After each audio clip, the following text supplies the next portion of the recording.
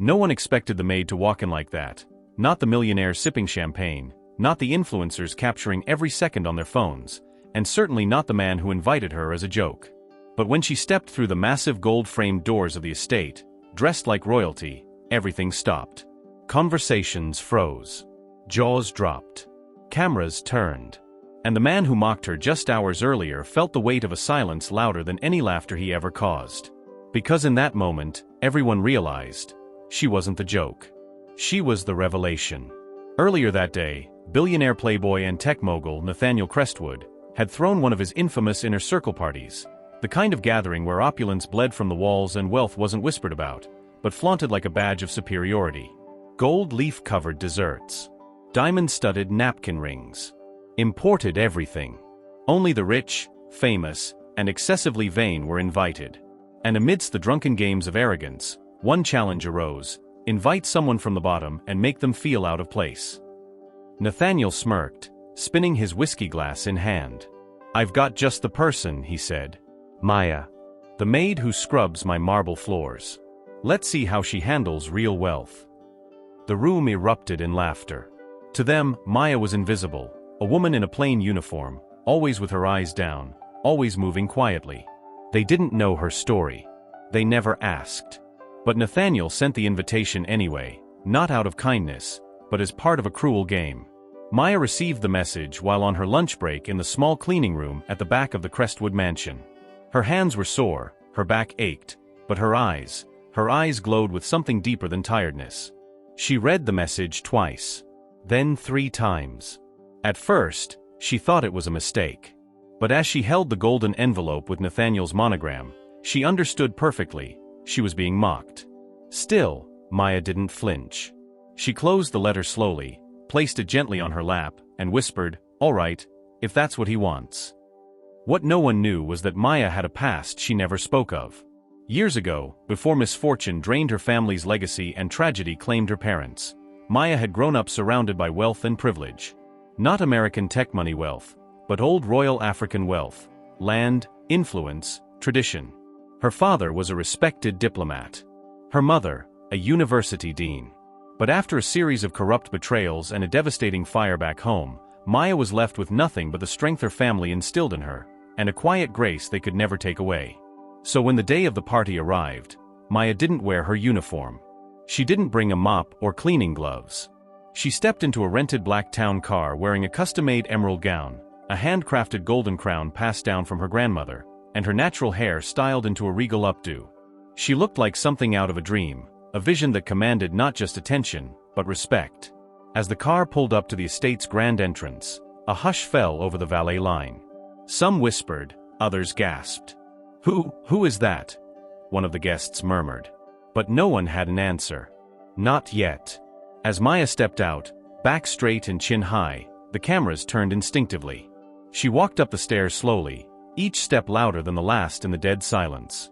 Inside, Nathaniel stood by the champagne fountain, still laughing about his cruel joke, until he turned and saw her. His laughter died in his throat. He blinked once. Twice.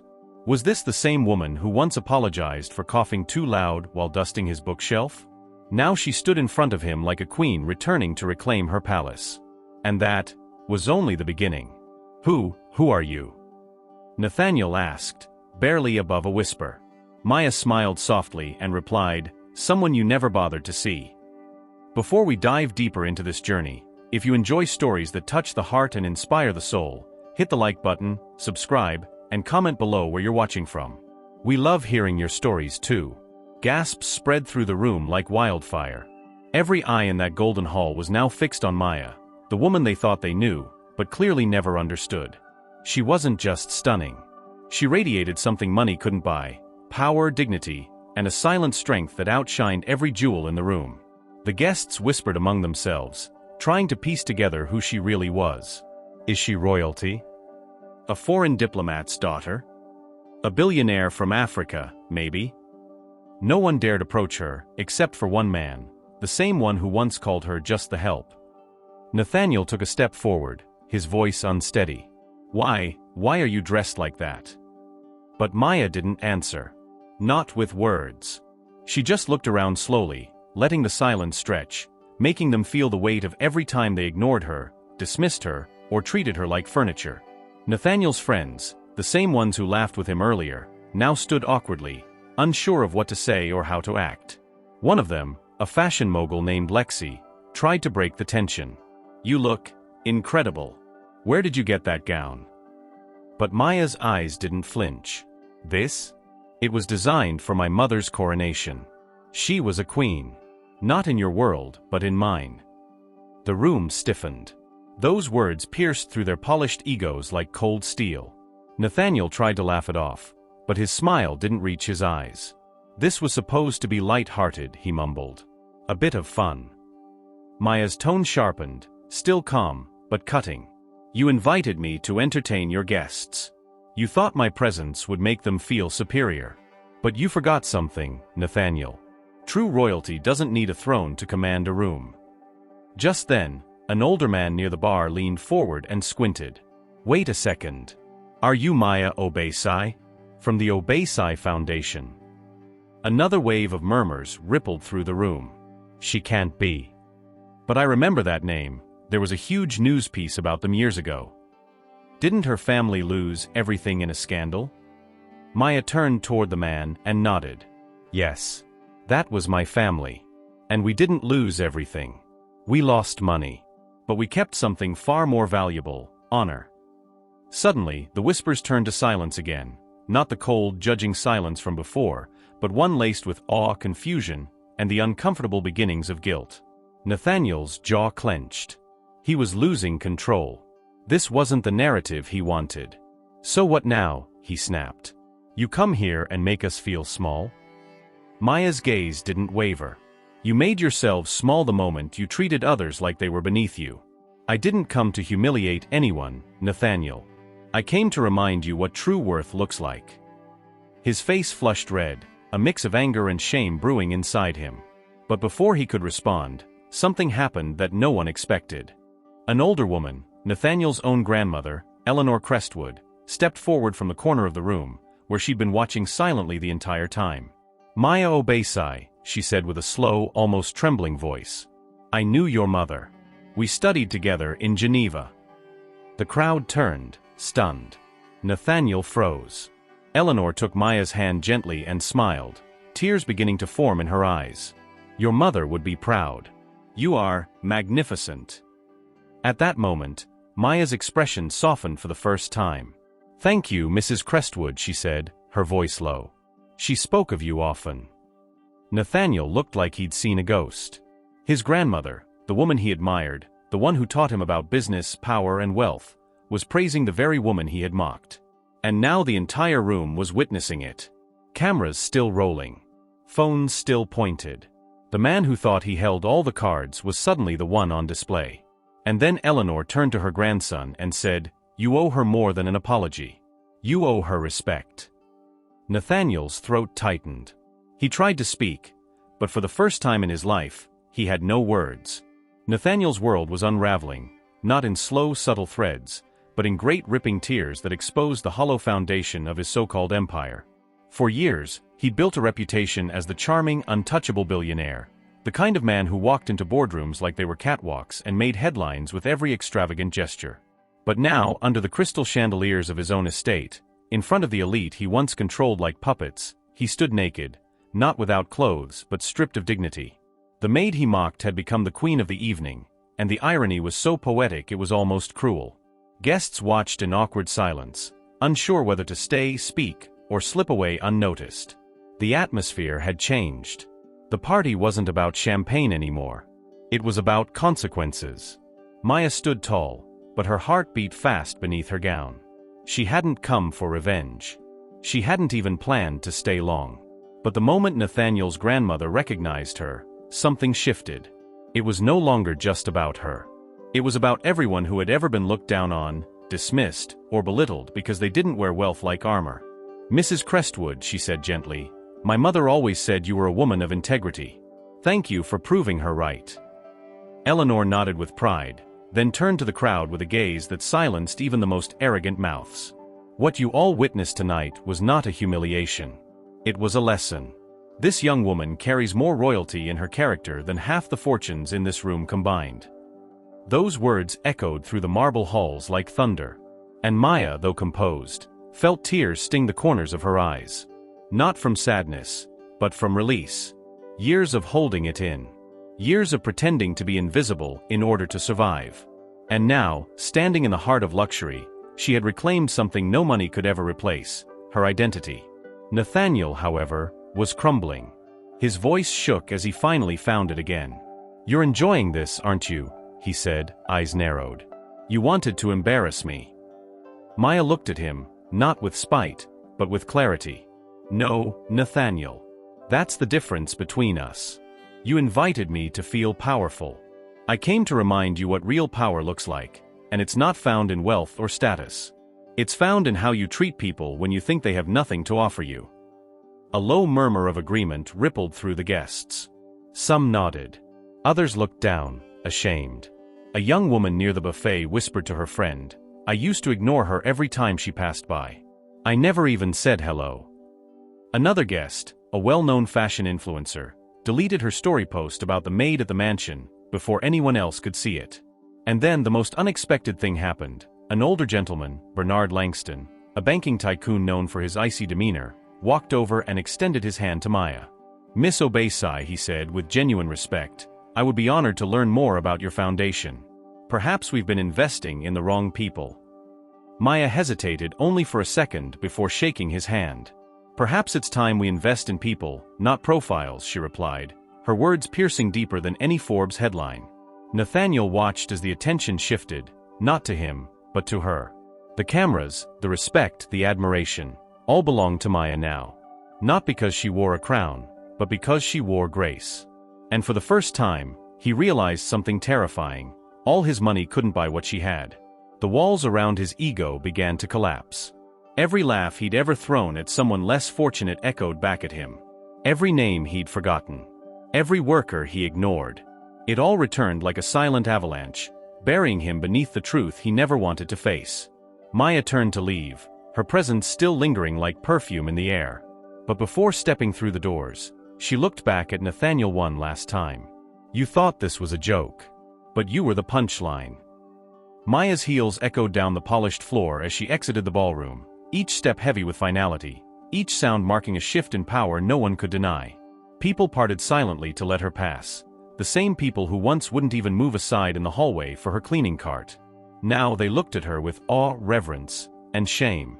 Outside, the night air greeted her with a cool breeze, and for the first time in years, she allowed herself to exhale, not just breath, but pain, memories, and a past she had carried in silence. But inside, Nathaniel was imploding. He stood frozen, surrounded by whispers he could no longer control. His carefully manufactured image, the confident millionaire, the host of extravagant events, the man with the Midas touch, was unraveling in front of the very people who once idolized him. And it wasn't the press or a scandal that did it. It was a woman he once called just the maid. A woman whose presence shattered his illusion of superiority. Nathaniel turned to his grandmother, desperate for validation, but Eleanor only shook her head. "You weren't raised to be this man, Nathaniel," she said quietly. "Somewhere along the way, you traded kindness for control, respect for attention. And look where that's brought you." Her words hit harder than he expected. Not because they were cruel, but because they were true. He opened his mouth, but what could he possibly say? That he didn't mean it? That it was all a joke? Even his apologies would sound hollow now.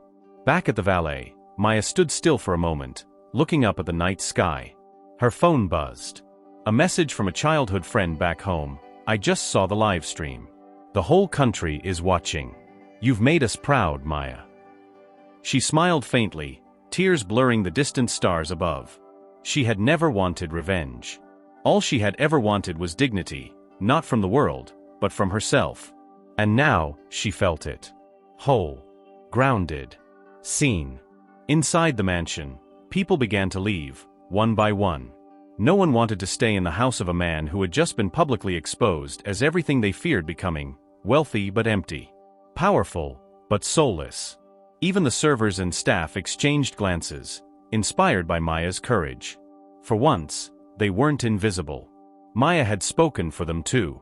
One young server whispered. She gave us a voice without even raising hers. Nathaniel slumped into the nearest chair, rubbing his temples, the weight of the night crashing down.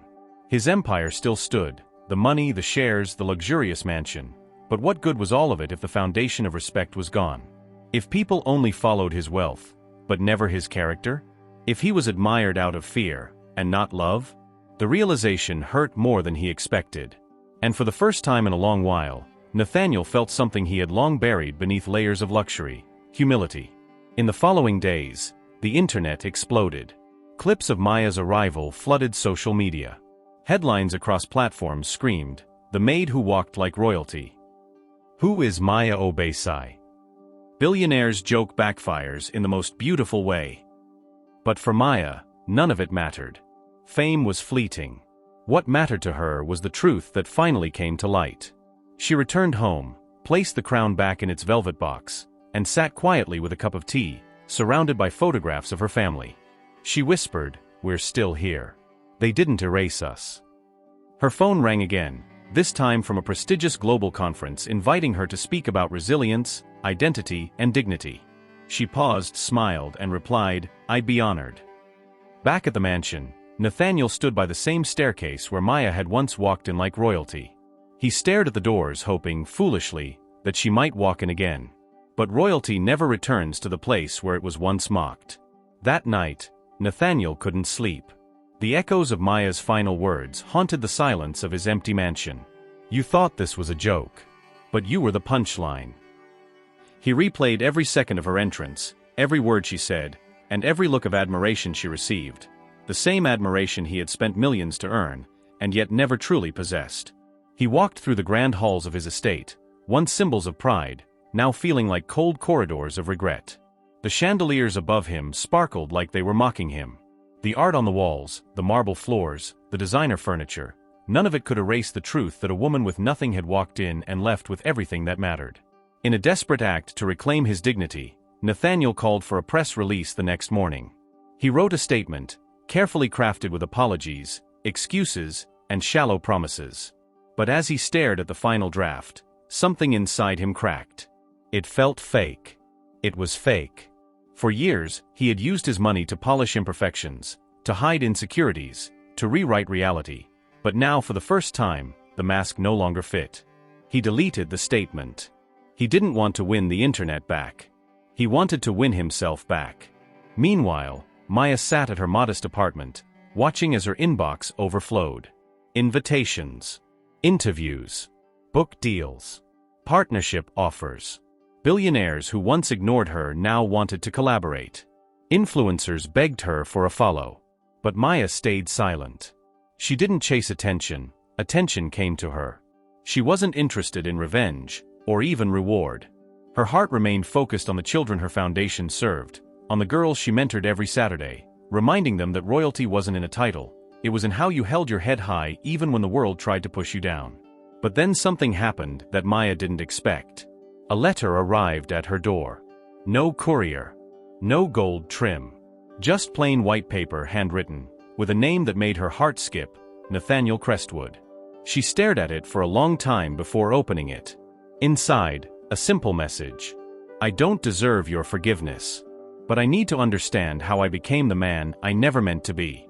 If there's a chance, just a small one, that I can make things right, I'll be waiting. No cameras. No guests. Just me. And the truth." It wasn't a request. It was a surrender. The following Sunday, Maya found herself in front of the Crestwood mansion again, but this time, the doors were closed. No party. No staff. No audience. Just Nathaniel, sitting alone on the steps, eyes tired, suit wrinkled, face stripped of arrogance. When he saw her, he stood quickly. "You came," he said, voice barely above a whisper. Maya looked at him, not with bitterness, but with caution. "Why did you ask me here?" Nathaniel swallowed hard. "Because I don't know who I am anymore. Or maybe I finally do, and I don't like what I see." He paused, then added, "I thought money made me powerful. I thought wealth made me worthy.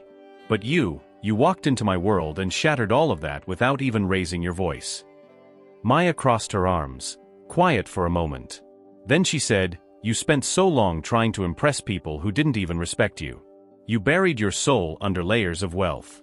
The question is, are you ready to dig it back out?" His eyes filled with something rare, not sorrow but hope. "Help me," he said. "Not for the cameras. Not for the world. Just, help me be human again." And for the first time, Maya saw something behind his eyes that wasn't privilege or pride. It was the raw, aching hunger of a man who finally wanted to be more than rich. He wanted to be redeemed. The two of them sat on the front steps of the mansion in complete silence, side by side but worlds apart. Nathaniel, once the poster child of modern wealth and privilege, now looked like a man stripped of his armor, facing the ruins of his ego. And Maya, regal in her quiet presence, held her head high, not out of pride, but because life had taught her that dignity is not negotiable. "I wasn't always like this," Nathaniel began, his voice rough like a confession. "I used to believe in people. In purpose. But somewhere along the way, I lost that. The more money I made, the less I felt anything." Maya listened, not interrupting, letting the weight of his words fall where they needed to. He went on, eyes fixed on the gravel below. "I bought everything, cars, houses, even friends. I hosted lavish parties just to avoid being alone with myself. And the worst part? I thought mocking you, bringing you here, would make me feel powerful again. But it only showed me how weak I've become." Maya nodded slowly.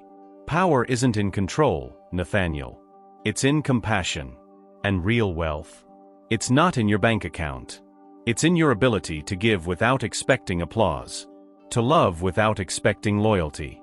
To see people as they are, not where they stand on a guest list." Nathaniel looked up, eyes rimmed with red. "So what do I do now? Donate more? Start a charity?" Maya shook her head. "Don't throw money at the guilt. Sit with it. Learn from it. Then choose differently." Her words hit deeper than any financial crash. It wasn't a solution he could buy. It was a path he had to walk, one humbling step at a time. Days turned into weeks. Nathaniel disappeared from headlines. He canceled his public appearances, closed his PR firm, and spent his time doing something no one expected: listening. He visited shelters, sat in classrooms, spoke to the very people he once overlooked. And he didn't bring cameras. He brought notebooks. He asked questions. He cried with strangers. And slowly, painfully, he began to rebuild, this time not his image but his soul. Meanwhile, Maya's foundation thrived. With the spotlight never far from her story, donations poured in from all over the world. But she didn't change. She still led the Saturday Girls' Circle. Still visited her late parents' graves every Sunday. Still reminded herself that legacy isn't what you leave behind in dollars, but what you leave behind in hearts. One afternoon, she received a call from the Global Human Rights Council. They wanted to name her Woman of the Year. She paused for a long time before answering, "I accept. But only if you let me bring one of my girls with me. They need to see that crowns aren't inherited, they're earned." Then, on a quiet autumn morning, Maya received another letter. It was short, handwritten again. "Thank you. I'm still learning. But now, I'm listening. I've started cleaning the ballroom floors myself. Not because I have to, but because I need to remember what it feels like to serve. I hope one day, I'll be someone worth your respect, not because of money, but because I finally learned how to be rich in the ways that matter." There was no signature, but she didn't need one. She folded the letter gently, eyes soft with something she hadn't expected to feel again: forgiveness. Not for him. For herself. For the years she let the world define her worth. She looked out the window, sunlight pouring in like a silent applause. And she whispered to herself, even royalty needs to heal. A year passed. The world moved on, as it always does. New scandals, new headlines, new stories for the masses to consume. But deep beneath the surface, something far more powerful had taken root. A quiet revolution of character, sparked by a woman the world once ignored. Maya's story wasn't just viral anymore. It had become a blueprint. Schools taught her speech in literature classes. Corporations invited her to speak not about resilience, but about integrity. And young girls across continents braided their hair like hers, not to look beautiful, but to feel brave. Meanwhile, Nathaniel Crestwood re-emerged, not on red carpets or tech expos, but in the small corners of the world where no one had reason to expect him. He worked alongside volunteers in refugee kitchens, donated anonymously to medical clinics in forgotten villages. He no longer introduced himself as CEO or founder. He introduced himself simply as Nathaniel, a man with much to learn. And when asked why he was there, he always gave the same answer: because I used to be blind. And someone finally made me see. One crisp evening, a gala was held to honor changemakers around the world. The ballroom was filled with ambassadors, activists, leaders of nations. And in the center of it all stood Maya, wearing a deep indigo gown stitched by the same hands that once taught her to sew, and the crown of her grandmother, polished with love. She was introduced not as a millionaire, nor as a victim, but as a woman who redefined what wealth truly means. The applause was thunderous. But what made her smile wasn't the crowd. It was the little girl she brought with her, a shy orphan named Nia, who had once been told she'd never matter, now holding Maya's hand, eyes wide with wonder. As Maya stepped up to the microphone, she didn't speak about herself. She spoke about all the unseen people who hold the world together in silence: the maids, the janitors, the drivers, the teachers, the mothers. We call them the help, she said, her voice steady. But in truth, they are the foundation. Without them, no mansion would stand. No kingdom would rise. No millionaire would thrive. There was a hush, then a single clap, and then the room erupted again. But Maya raised her hand gently, signaling silence. "Don't clap for me," she said softly. "Clap for the version of yourself that chooses empathy over ego. Clap for the you that doesn't wait to be shamed into change. Clap for the day we no longer need to teach people that dignity is not earned by wealth, but deserved by humanity." That night, as the stars blinked above the glittering skyline, a black car pulled up quietly at the back entrance. A man in a simple suit stepped out, holding a small bouquet of white roses. He didn't enter the gala. He stood at a distance, watching through the glass, a faint smile on his lips. It was Nathaniel. He didn't want applause. He only wanted to see her shine. Because somewhere along the journey, he'd finally learned that some of the richest moments in life come when no one is watching. He left the roses with a note that read, "To the woman who taught me that fortune without soul is failure, thank you. I will spend the rest of my life repaying a debt that money could never touch." Maya found the bouquet later that night. She didn't cry. She didn't smile. She simply closed her eyes and whispered, "Now, you're starting to understand." And with that, she walked toward the moonlight with Nia's hand in hers, not as the maid who became royalty, but as the woman who reminded the world that true royalty begins in the heart. If this story touched your heart, don't forget to give this video a like, subscribe to our channel, share this video and tell us in the comments, what part of this journey moved you the most? There's another story waiting for you, and it might just change the way you see the world. Thank you so much for watching and see you soon.